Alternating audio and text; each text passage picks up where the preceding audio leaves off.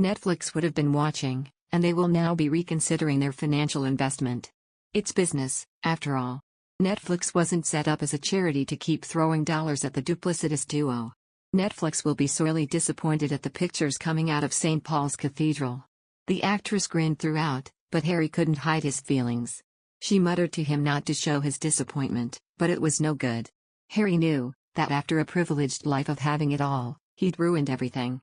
Being placed in a row of seats along with the low-ranking, non-working hangers-on, instead of amongst the senior royals would have come as a tremendous shock to Netflix. They believed, after informed by Markle, that Harry and his wife were top-drawer royals.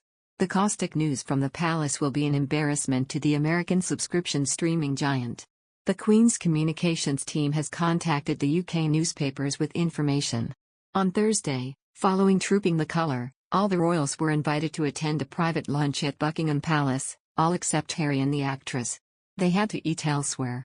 On Friday, after the service at St. Paul's Cathedral, the entire royal family, forget the COVID excuse, it's rumoured that Andrew was in attendance too, were invited to lunch at the Guildhall.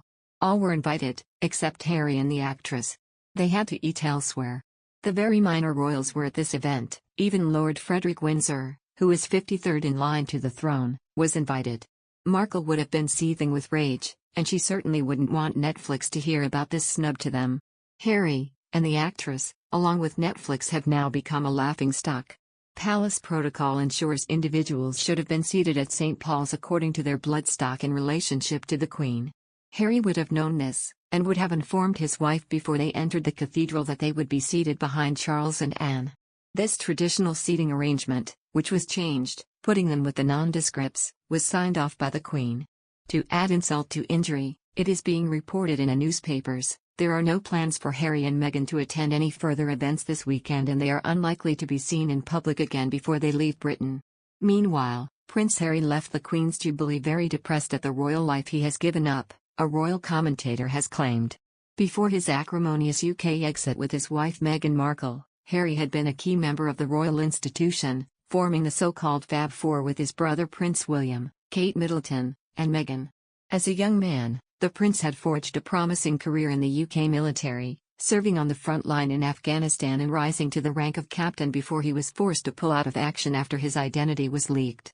After Harry announced his departure from the royal family, he was stripped of his separate honorary military titles, and royal commentator Hugo Vickers has claimed that the Queen's Jubilee may have caused the Duke of Sussex to miss his former life. Imagine if he'd gone to the pageant. He's given up being Captain General of the Royal Marines. The Royal Marines are out in force, he observed. I think he must have gone back very depressed at what he has given up. Despite this, Hugo suggested that the family had done well to avoid airing any alleged grievances in public. I think that everyone behaved very well in public and it makes it easier to behave well in private, he said.